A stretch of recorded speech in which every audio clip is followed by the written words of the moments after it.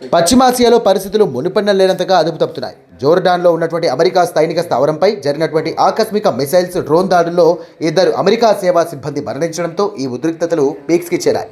ఇక ఈ దాడిలో తీవ్రంగా గాయపడి ఆసుపత్రిలో చేరినటువంటి 9 సైనికులు ప్రస్తుతం కోలుకొని డిశ్చార్జ్ అయినప్పటికీ తమ సైనికుల మరణాన్ని అమెరికా చాలా సీరియస్గా తీసుకుంది.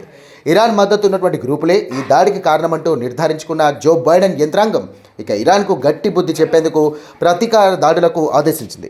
ఇందులో భాగంగానే గ్లోబల్ ట్రేడ్కి అత్యంత కీలకమైనటువంటి హార్మోజ్ జలసంధి తీరంలోని రేవు పట్టణం సిరిక్పై అమెరికా వాయుసేన బాంబుల వర్షం కురిపించింది.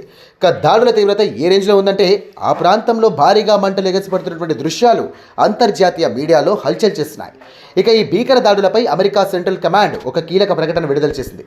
అంతర్జాతీయ వాణిజ్య నౌకలను భయభ్రాంతులకు గురిచేసే ఇరాన్ సైనిక సామర్థ్యాన్ని పూర్తిగా నిర్వీర్యం చేయడమే తమ మెయిన్ టార్గెట్ అంటూ స్పష్టం చేసింది. జోర్డాన్ దాడికి సూత్రధారులైన Iran Islamic revolutionary guards of ఇక శిక్షణ ఇచ్చేందుకు ఈ ఫ్రెష్ ఎయిర్ స్ట్రైక్స్ చేసినట్టుగా అమెరికా ప్రకటించింది. అయితే అమెరికా చేసినటువంటి ఈ దాడులపై ఇరాన్ తీవ్ర స్థాయిలో మండిపడుతోంది. ఇరాన్ దేశాల మధ్య గతంలో జరిగినటువంటి అవగాహన ఒప్పందాన్ని అమెరికా ఘోరంగా ఉల్లంఘించిందంటూ ఇరాన్ సుప్రీం లీడర్ ఆగ్రహం వ్యక్తం చేశారు. ఇక రాబోయే రోజుల్లో అమెరికాకు ఎప్పటికీ మర్చిపోలేని గుణపాఠాలు నేర్పుతామంటూ ఈ సందర్భంగా ఆయన బహిరంగంగానే హెచ్చరించారు. దీంతో ఇరు పక్షాల మధ్య దౌత్యపరమైనటువంటి బంధాలు పూర్తిగా తెగిపోయినట్లయింది. మరోవైపు Iran military top commander major general Mohsen Rezaei రంగంలోకి దిగి అమెరికాకు లాస్ట్ వార్నింగ్ ఇచ్చారు. ఒకవేళ ఇరాన్ భూభాగంపై అమెరికా దాడులు కనుక ఇలాగే కొనసాగితే తాము డిఫెన్స్ మోడ్ నుండి తక్షణమే ఫుల్ స్కేల్ అఫెన్సివ్కి షిఫ్ట్ అవుతామంటూ హెచ్చరించారు. అంటే అమెరికా స్థావరాలపై నేరుగా యుద్ధం ప్రకటిస్తామంటూ ఇరాన్ ఆర్మీ తేల్చి చెప్పింది.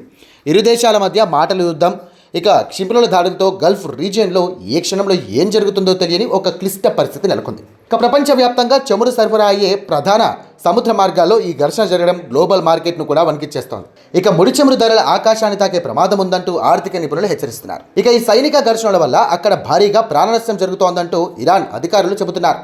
గడిచినటువంటి జూన్ 27వ తేదీ నుండి అమెరికా జరుపుతున్నటువంటి వరుస దాడుల కారణంగా ఇరాన్ పరిధిలో ఇప్పటి వరకు దాదాపు 50 మంది ప్రాణాలు కోల్పోయారని, 500 మందికి పైగా తీవ్రంగా గాయపడినట్టుగా ఇరాన్ అధికారిక వర్గాలు వెల్లడించాయి. కేవలం సైనిక స్థావరాలనే కాకుండా సాధారణ పౌరులు ఉండే ప్రాంతాలను, పౌర సదుపాయాలను కూడా అమెరికా టార్గెట్ చేస్తోందంటూ ఇరాన్ ఆరోపిస్తోంది.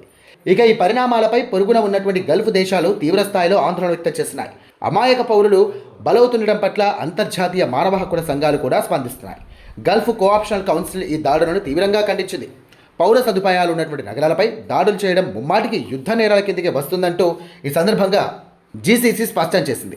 దౌత్యపరమైనటువంటి చర్చలు విఫలం కావడం, అంతర్జాతీయ నిబంధనలను పక్కనబెట్టి సైనిక చర్యలకు దిగడం వల్ల పశ్చిమాసియా మొత్తం ఒక అగ్నిగుండంలా మారే ప్రమాదం ఉందంటూ నిపుణులు హెచ్చరిస్తున్నారు.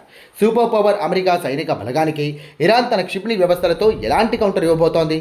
ఈ గల్ఫ్ సంక్షోభం 3వ ప్రపంచ యుద్ధానికి దారితీస్తుందా లేదా ఇప్పుడు ప్రపంచ దేశాలను తీవ్ర ఆందోళనకు గురి చేస్తున్నటువంటి బిగ్గెస్ట్ క్వశ్చన్.